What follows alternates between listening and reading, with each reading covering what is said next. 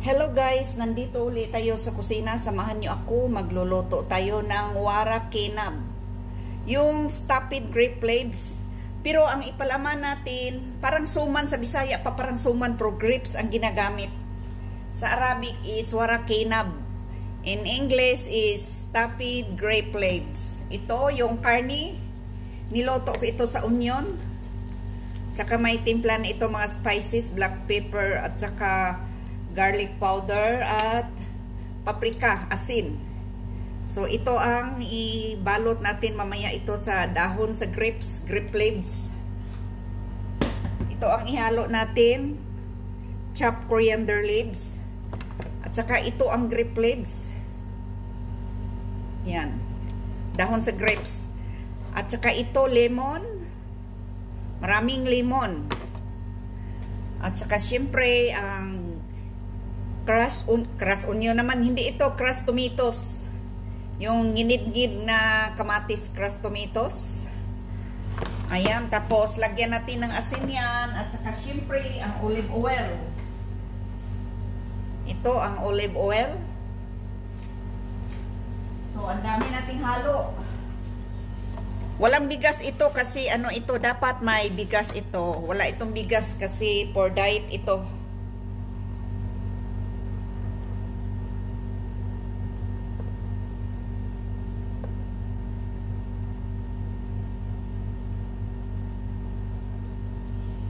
Ayan.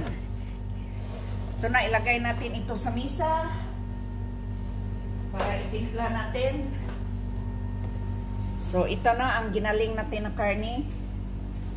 So, ayan. Ihalo natin ito yung coriander leaves. Ihalo natin. Ihalo natin lahat. Para madali na maluto.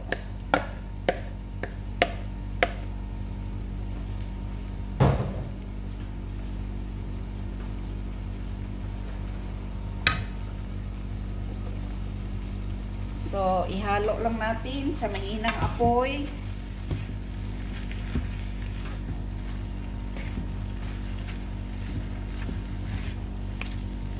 Dapat may bigas ito kasi ang kumakain, may bigas ito kasi ang kumakain ito nagda-diet. So, karni lang at saka ito. Coriander leaves, kamatis at saka siyempre ang mga spices, garlic powder, kunti, paprika, black pepper. Saka ihalo na rin natin ang crushed tomatoes. Ayan, ang dami. So paramihan talaga ito mga karosas.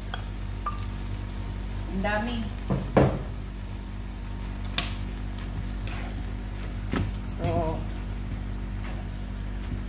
mix lang natin hanggang maluto konti. Balihapkok lang din kasi pangit pag sobrang luto yung coriander leaves kasi ilaga pa ito para maluto yung dahon sa grape leaves. So balihapkok lang ito.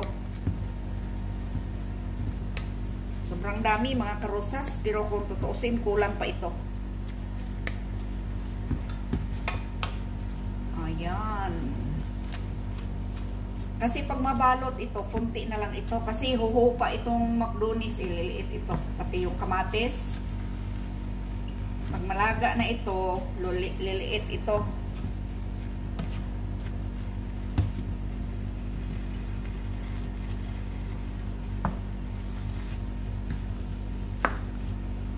Pero pag ako ang papiliin, mas gusto kong kakainin yung may bigas. Ito pang diet kasi ito mga karosas.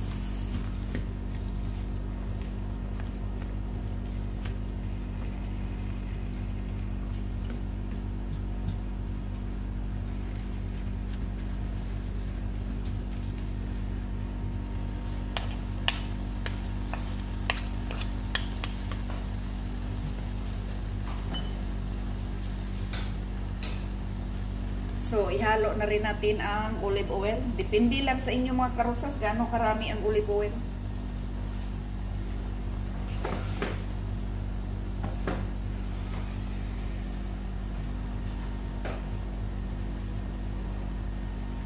So, ang lemon, mamaya na natin ihalo. Pag laga na, saka natin ilagay yung lemon.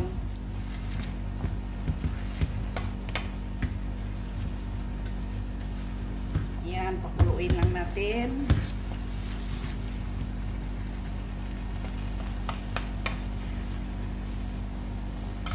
Tikman lang natin ang asin.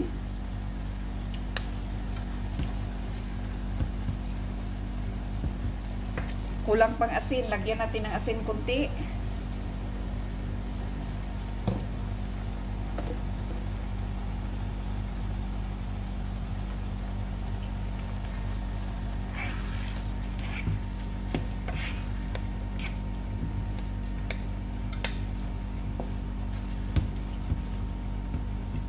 Ito na, pwede na ito ibalot.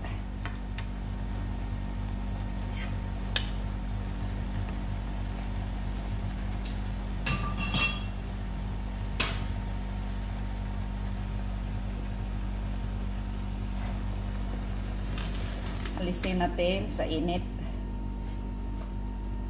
Saka ito yung lalagyan niya, yung kaserol. Sinapinan ko rin ng dahon sa grapes para hindi siya masunog. Ayan, umpisahan na natin. Ayan, ito na yung niluto natin. So, magbalot na tayo. Lutin na natin. Saka ito ang grape leaves natin. So, kukuha lang tayo ng plato. Ayan.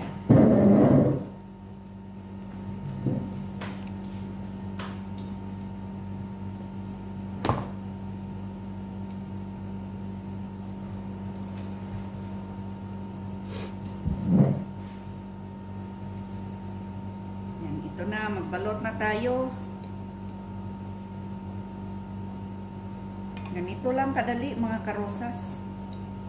So, damihan natin kasi liliit pa ito. Ayan. Kita ba sa video?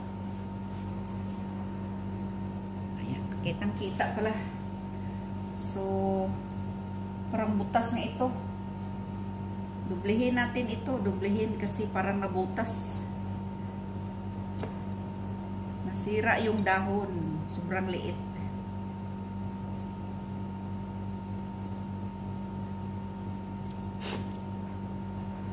Ayan.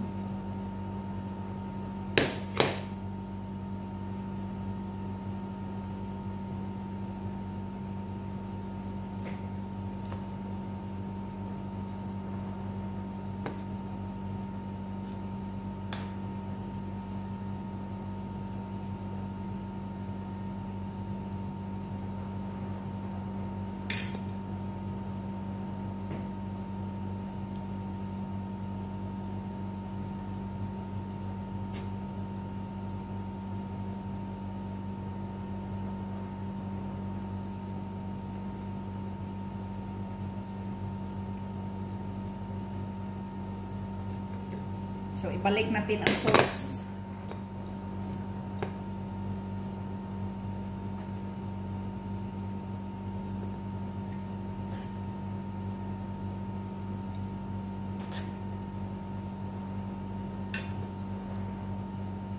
Damihan natin kasi liliit pa ito.